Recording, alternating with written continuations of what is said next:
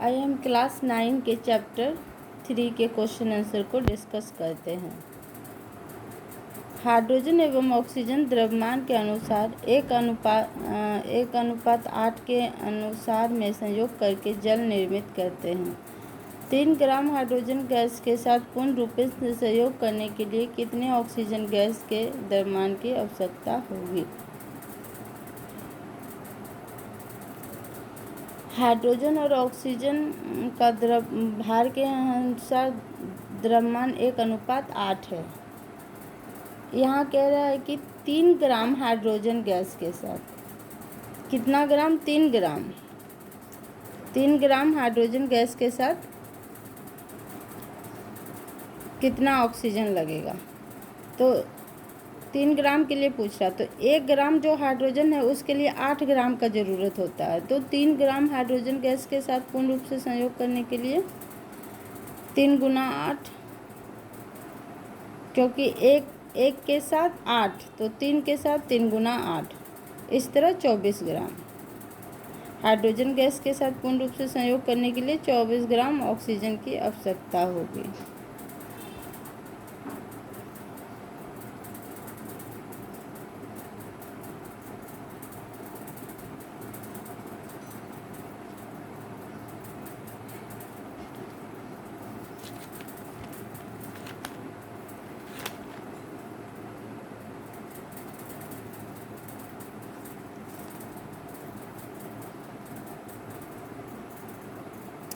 Dalton के परमाणु सिद्धांत का कौन सा अभिग्रहित द्रव्यमान के संरक्षण का नियम का परिणाम है?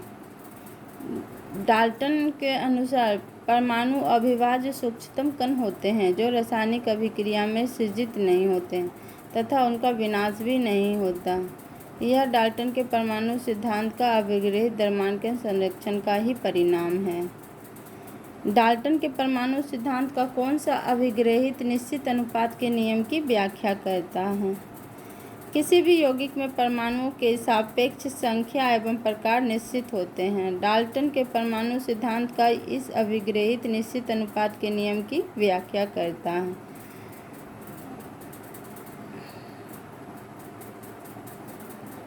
निश्चित अनुपात का यह नियम कहता है कि अगर हम हाइड्रोजन और ऑक्सीजन को लेते हैं तो उससे एक नया कंपाउंड जो H2O प्राप्त होता है। इसमें भार का अनुपात 1:8 होगा। इसमें नहीं, मतलब हाइड्रोजन और ऑक्सीजन जो लेते हैं इसमें भार का अनुपात 1:8 होगा। चाहे वो कहीं से भी लिया गया हो, चाहे आप वो घर के पानी को लें या लैब का डिस्टिल वाटर लें या गंगा नदी नाले तालाब कहीं का भी पानी लें, इसमें भार का अनुपात 1:8 हाइड्रोजन और ऑक्सीजन का जो अनुपात होगा वह 1:8 होगा।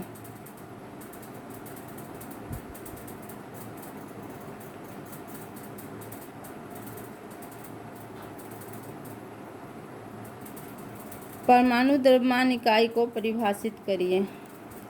C12 समस्थानिक के एक परमाणु के द्रव्यमान के 1/12वें भाग को परमाणु द्रव्यमान की इकाई कहा जाता है। इसका मतलब इसे भी समझे। इसका मतलब ये हुआ कि C12 को अगर हम एक तरबूज का गोला मान लें, C12 को अगर हम एक तरबूज का गोला मान लें, तो अगर हम गोले को जैसे बराबर 12 भागों में बांटते हैं, तरबूज को हम बराबर 12 भागों में बांटते हैं, तो एक भाग को हम तरबूज को अगर हम 12 भागों में बांटते हैं, तो अगर हम एक भाग को डिनोट करते हैं, एक भाग को डिनोट करने के लिए हमें 1/12वां भाग लिखना होगा। उसी तरह कार्बन 12 जो परमाणु है उसका 1/12वां भाग जो है परमाणु द्रव्यमान की इकाई कहा गया है। एक परमाणु को आंखों द्वारा देखना संभव नहीं होता।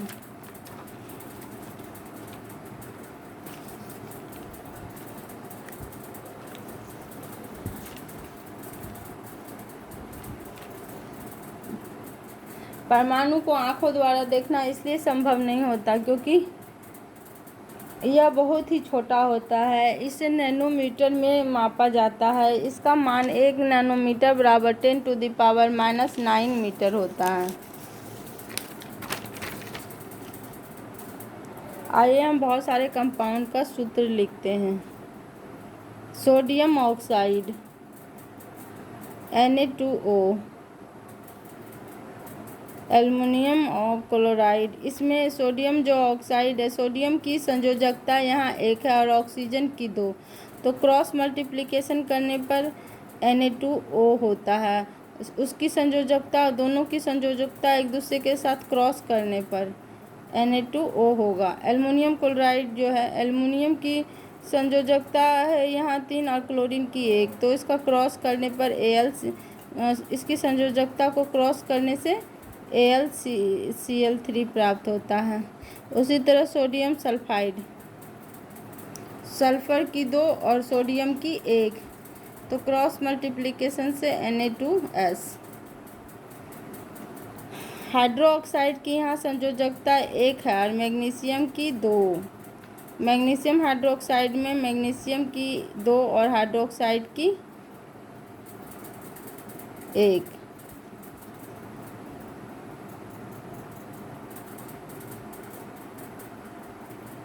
निम्नलिखित सूत्र द्वारा यौगिकों के नाम लिखिए।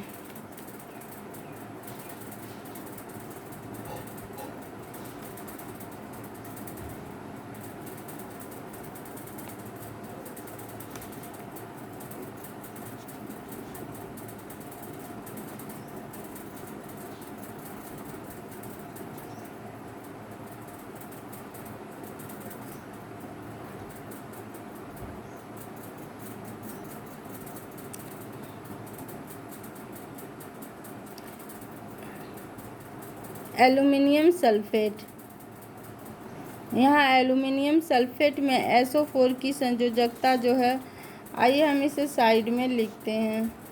सल्फेट की संयोजकता जो है वो -2 होती है और एल्युमिनियम की +3। उसी तरह कैल्शियम की +2, क्लोरीन की -1 और पोटासियम का +1 और सल्फेट तो पता ही है। उसके बाद NO3 का -1, कार्बोनेट का -2, इस तरह, और कैल्शियम का +2।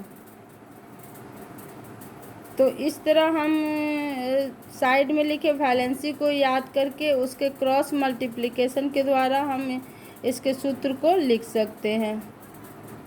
एल्युमिनियम सल्फेट में एल्युमिनियम की 3 है और सल्फेट की -2, इस तरह क्रॉस मल्टीप्लिकेशन करते हैं। कैल्शियम में ये कैल्शियम का +2 और क्लोरीन का -1, तो 1 से क्रॉस करने से कुछ नहीं लिखते हैं, कैल्शियम का +2 है तो इधर लिख देते हैं।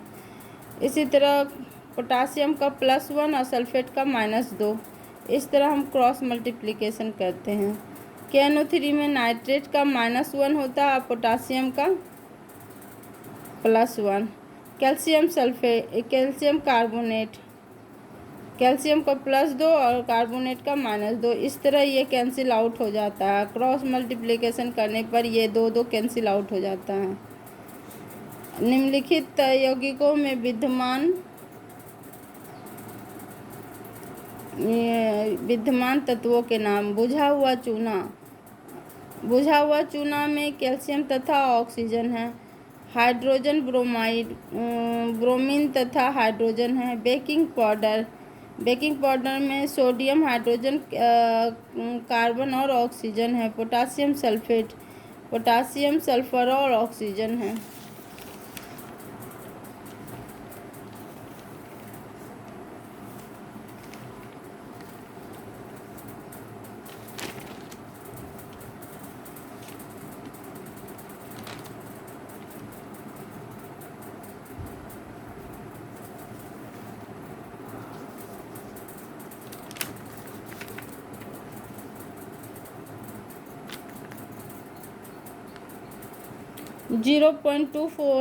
ग्राम ऑक्सीजन एवं बोरोन युक्त यौगिक के नमूने के में विश्लेषण द्वारा यह पाई गई कि उसमें 0.096 ग्राम बोरोन एवं 0.14 ग्राम कार्बन ये ऑक्सीजन है। इस यौगिक के प्रतिशत संगठन का भारात्मक रूप में परिकलन करिए। यहाँ ऑक्सीजन तथा बोरोन युक्त यौगिक के नमूने का द्रव्यमान जो है 0.24 है, अर्थात कंपाउंड जो है उसका भार 0.24 ग्राम है, और नमूने का बोरोन का द्रव्यमान 0.096 ग्राम है।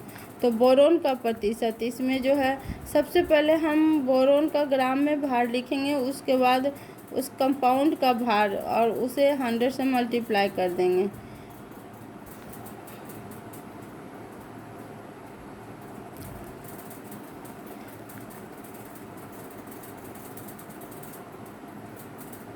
इस तरह इसका 40% प्राप्त होता है।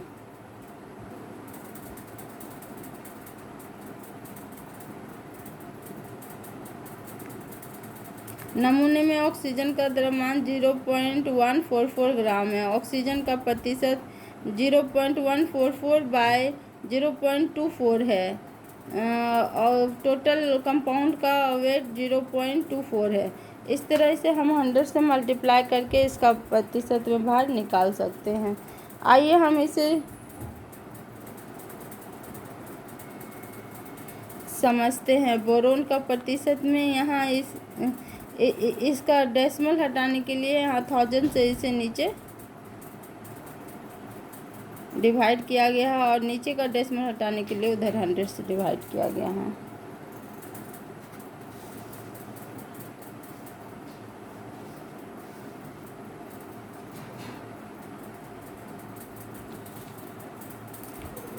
एक अभिक्रिया में 5.3 सोडियम कार्बोनेट एवं 6 एथेनोइक अम्ल अभिकृत होते हैं, और इसमें 2.2 CO2, 8.2 सोडियम एथेनोएट एवं 0.9 ग्राम जल उत्पाद के रूप में प्राप्त होता है।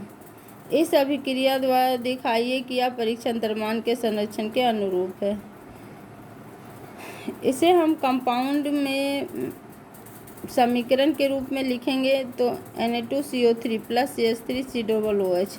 तो इसमें Na2CO3 और एसिटिक एसिड का जो भार है वो 11.3 आता है, और सोडियम इथेनोएट और कार्बन डाइऑक्साइड और वाटर का जो है वो भी 11.3 आता है। इस तरह left hand side equal to right hand side.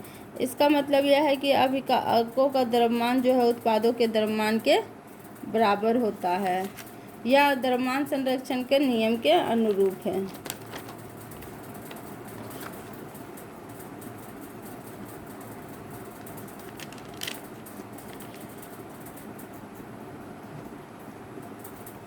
निम्नलिखित यौगिकों में विद्यमान तत्वों का नाम दीजिए।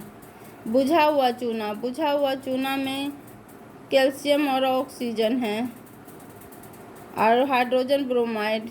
Br2 में विद्यमान तत्व H2 और Br2 है। Baking powder. NaHCO3 में विद्यमान तत्व सोडियम, हाइड्रोजन, कार्बन और ऑक्सीजन है।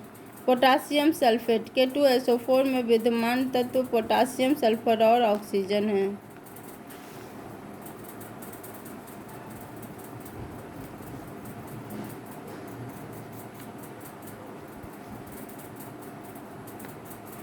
निम्नलिखित पदार्थों के मोलर द्रव्यमान का परिकलन करिए।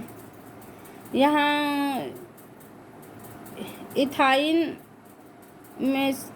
का फॉर्मूला होता है इथाइन C2H2 को कहते हैं। तो इसका मोलर द्रव्यमान, चूँकि इसमें कार्बन के 2 एटम्स और हाइड्रोजन के 2, इस तरह इसे कार्बन के एटॉमिक मास से तथा हाइड्रोजन के उसके एटम्स को और एटॉमिक मास से मल्टीप्लाई करते हैं और जोड़ देते हैं तो हमें 26 प्राप्त होता है, अर्थात इसका मोलर द्रव्यमान जो है 26 है। उसी तरह सल्फर का मोलर मास जो है 32 होता है, और इसके 8 एटम्स इसमें प्रेजेंट होते हैं। इस तरह से मल्टीप्लाई करके हम 8 से 256 ग्राम मोलर द्रव्यमान प्राप्त करते हैं। फास्फोरस का मोलर मास 31 है और इसे हम 4 से मल्टीप्लाई करके 124 ग्राम प्राप्त करते हैं। हाइड्रोजन का परमाणु द्रव्यमान जो है वह 1 है। क्लोरीन का परमाणु द्रव्यमान 35.5 है। तो HCl का मोलर द्रव्यमान हाइड्रोजन और प्लस क्लोरीन को दोनों को जोड़ने से प्राप्त हो जाता है। नाइट्रिक अम्ल का मोलर द्रव्यमान जो है यहाँ हाइड्रोजन का 14, हाइड्रोजन का